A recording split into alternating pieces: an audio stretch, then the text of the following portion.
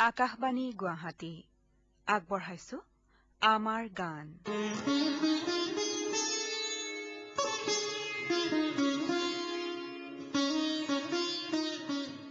প্ৰিয় শ্ৰোতা, আমাৰ গানৰ আৰু এটি খণ্ডলৈ আপোনাক স্বাগতম। মই অৱনী বৰা আৰু মই মেলোডি পাটগিৰি। এই অনুষ্ঠানৰ নিয়মীয়া শ্ৰোতা আৰু অংশগ্ৰহণকাৰী এগৰাকী হ'ল অজন্তা মহন্ত। তেখেতে এই অনুষ্ঠানতে মাজে মাজে গান আৰু ৰেডিঅ'ৰ কথা লিখি আহিছে। আজিও লিখিছে তেনে এটি প্ৰসংগ। আজি এটা কমপ্লিমেণ্ট পালো। মই হেনো লিখাত বৰ খৰ, বৰ বেগাই লিখিব পাৰো। ভাল লাগিল শুনি আৰু মনে মনে ৰেডিঅ'ক ধন্যবাদ দিলো। কিয় ৰেডিঅ'ক ধন্যবাদ দিলো জানেনে বাৰু? এই খৰকৈ লেখা অভ্যাসটো গঢ়ি তোলাত ৰেডিঅ'ৰ অৱদান আছে। ভাল লগা গানবোৰ ৰেডিঅ'ত বাজিলে লগে লগে লিখি গৈছিলো। সেই যে অভ্যাস হ'ল, হয়তো আজিও আছে। ধন্যবাদ আকাশবাণী। প্ৰিয় মহন্ত, আপুনি এটা পুৰণি অভ্যাসৰ কথা মনত পেলাই দিলে। এই অভ্যাস বহুতৰে আছিল, কাৰণ সেই সময়ত গানৰ কথা সংগ্ৰহ কৰিবলৈ এইটোৱে আছিল আটাইতকৈ সহজ উপায়। আহক গান এটি শুনো, হয়তো আজিও আপোনাৰ লিখিবলৈ মন যাব পাৰে। গীতটিৰ কথা আৰু সুৰ হীৰেণ গোহাঁইৰ, কণ্ঠ মন্দিৰা শৰ্মা লাহিৰীৰ। গীতটি আকাশবাণী ডিব্ৰুগড়ৰ প্ৰযোজনা।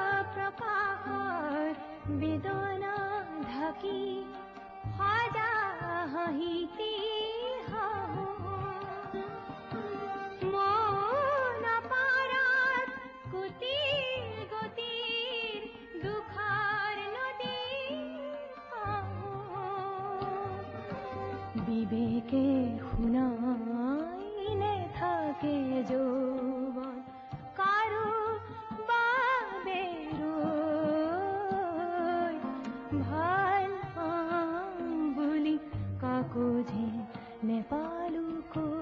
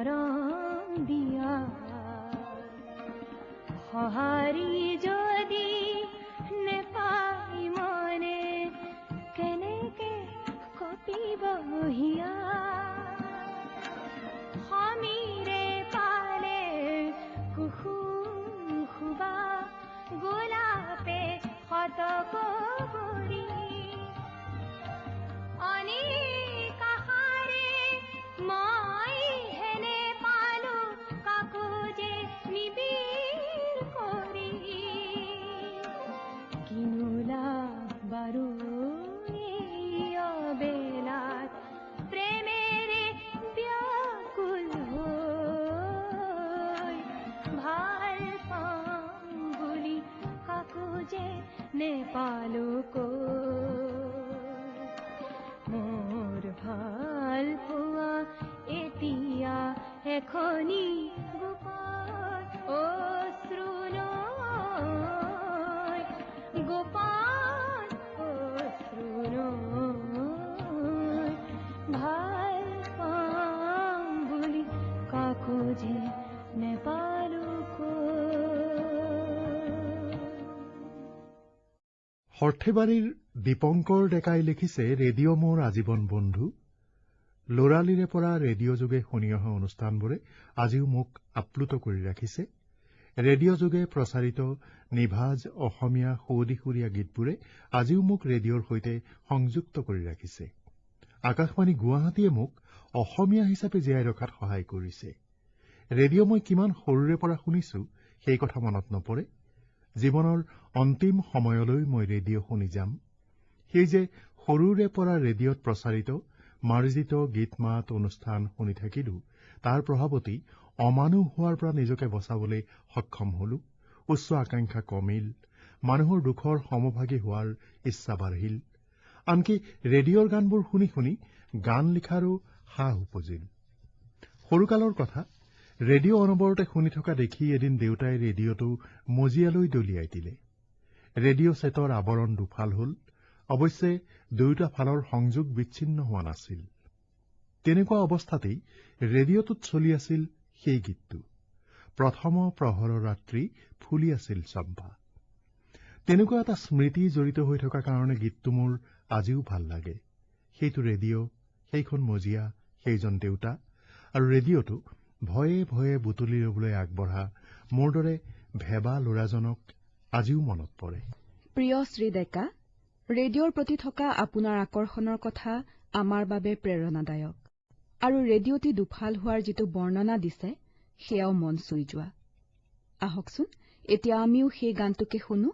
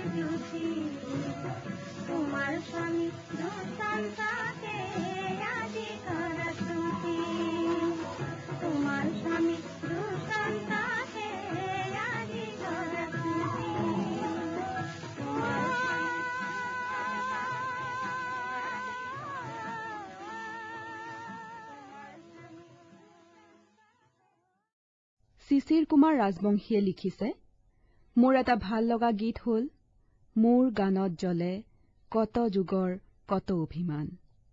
সঁচাকে বিশ্বৰ পৰা দৰিদ্ৰতাৰ অৱসান বিচাৰি গোৱা এই গীতটো যেন গীতেই নহয়, ই মনৰ পৰা নিগৰি ওলোৱা আকুল আহ্বান।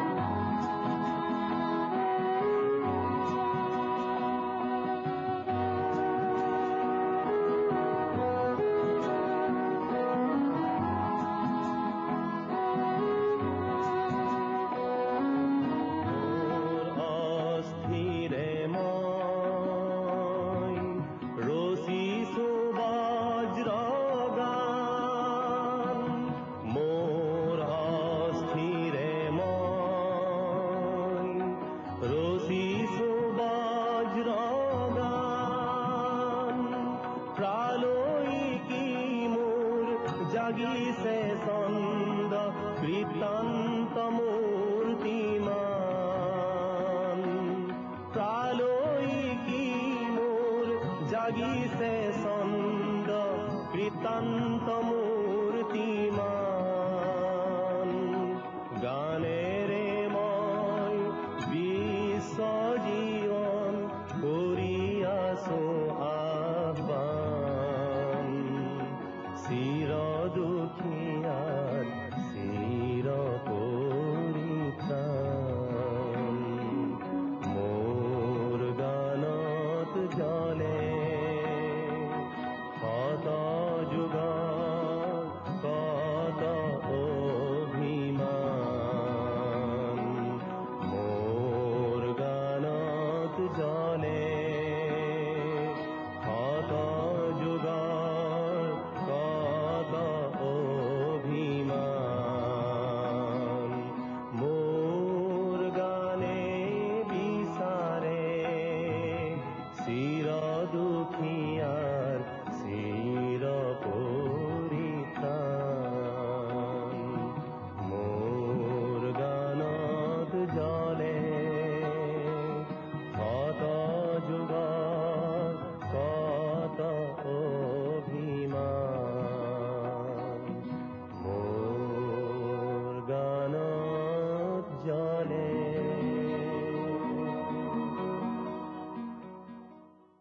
ৰুপিয়া বাথানৰ চন্দন তালুকদাৰে লিখিছে, অসমীয়া সংস্কৃতিত লোকগীতে মানুহৰ জীৱন ধাৰণত ধৰ্মীয় চৰ্চাসমূহত যিটো ভূমিকা লৈ আহিছিল, সেয়া যেন লোকগীত চৰ্চা অবিহনে আজি হেৰাই যাবলৈ ওলাইছে। লোকগীত শিল্পীৰ আজি কতোৱে আদৰ নাই। কথাটো ভাবিবৰ হ'ল। প্ৰথমে প্ৰণামো আই সৰস্বতী, দ্বিতীয় প্ৰণাম ঐ হৰি, তৃতীয় প্ৰণামো সমাজৰ ৰাইজক, ধৰি যাওঁ নামৰে গুৰি। নাৰীৰ বিভিন্ন সময়ত বিভিন্ন ৰূপ। মাতৃৰ ৰূপত নাৰী মহীয়সী, মমতাময়ী আৰু পৃথিৱীৰ দৰে গধুৰ। সেয়েহে বিবাহৰ উপযোগী গাভৰুক বিহু নামে কৈছে,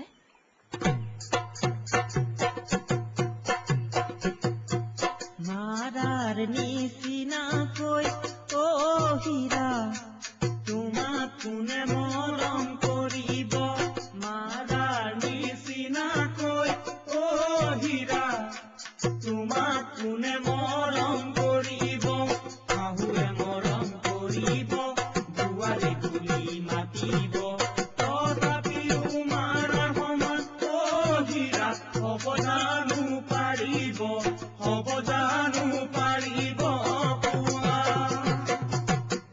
আইৰ মান হ'ব কোন, অ হীৰা নৈ বানো বব কোন, আইৰ মান হ'ব কোন, অ হীৰা নৈ বানো বব কোন, আইৰ মান ভাৰস্তুৰ নাই হীৰা, মাৰাৰ নিচিনাকৈ অ হীৰা, তোমাক কোনে মৰম কৰিব, শাহুৱে মৰম কৰিব, বোৱাৰী বুলি মাতিব, তথাপিও মাৰাৰ সমান অ হীৰা, হ'ব জানো পাৰিব, হ'ব জানো পাৰিব কোৱা। প্ৰিয় শ্ৰোতা, আজিলৈ আমাৰ সময় হৈ আহিল আৰু এই গীতটিৰে আজিৰ এই অনুষ্ঠানৰ পৰা মই অৱনী বৰা আৰু মই মেলোডী পাটগিৰিয়ে বিদায় লৈছো। নমস্কাৰ।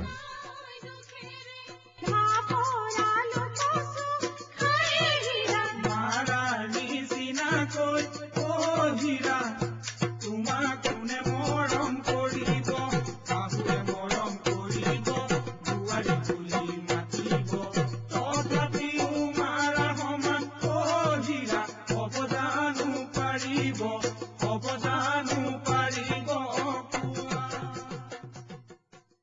আমাৰ গান অনুষ্ঠানটি শুনিলে। উপস্থাপন কৰিলে অৱনী বৰাই। প্ৰযোজনা সহযোগী মেলোডী পাটগিৰি। অনুষ্ঠানটিৰ পৰিকল্পনা আৰু প্ৰযোজনা উৎপল দত্তৰ।